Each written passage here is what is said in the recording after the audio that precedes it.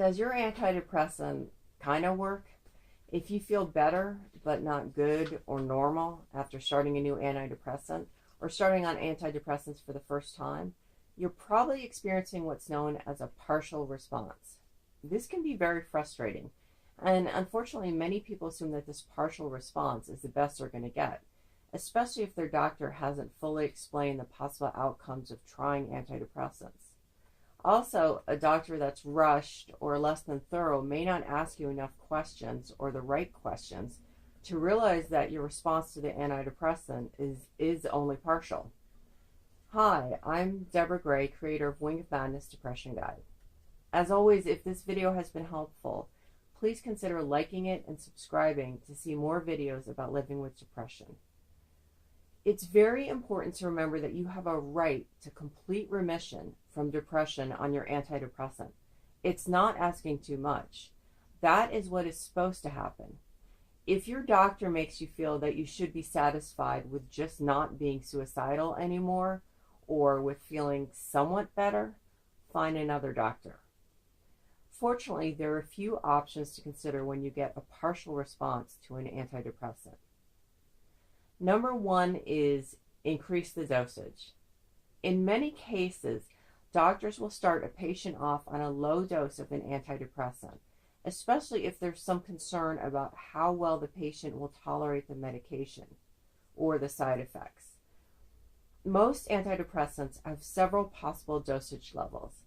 Ask your doctor if raising yours might give you a better response. Number two is augment your current antidepressant with another medication. Over the past decade or so, doctors have started augmenting antidepressant treatment by adding other medications.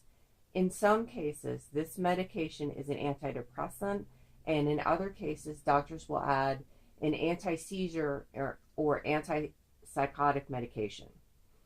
The possibility of contraindication, which is a negative outcome when the two medications are combined, exists. So this must always be attempted under a doctor's care. Do not try this at home. Number three is exercise. Several studies have suggested that exercise can alleviate depression. In fact, there's new evidence that suggests that a lack of exercise can actually cause depression. Exercise not only relieves stress, which is believed to contribute to depression, but also gives you some immediate relief due to the endorphins that exercise produces, which endorphins increase positive mood. Four is add folate. This is a very complex subject, which I'm going to cover in a future video.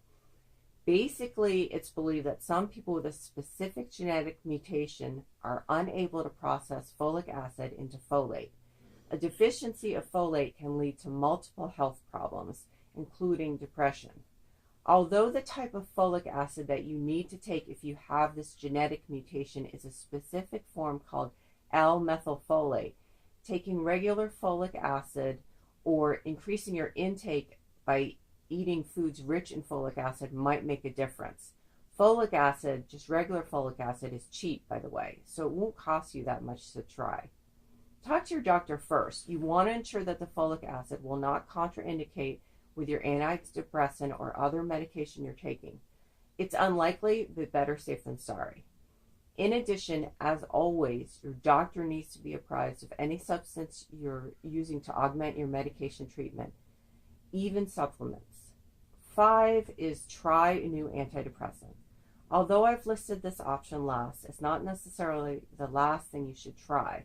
The accepted reason for switching an antidepressant is usually if it does not alleviate the depression at all. But if your response to the antidepressant was minimal, your doctor may feel that switching to another medication altogether is a better course. Thanks for watching. Leave a comment below and let me know if you have any thoughts about other ways to boost your mood. See you next time.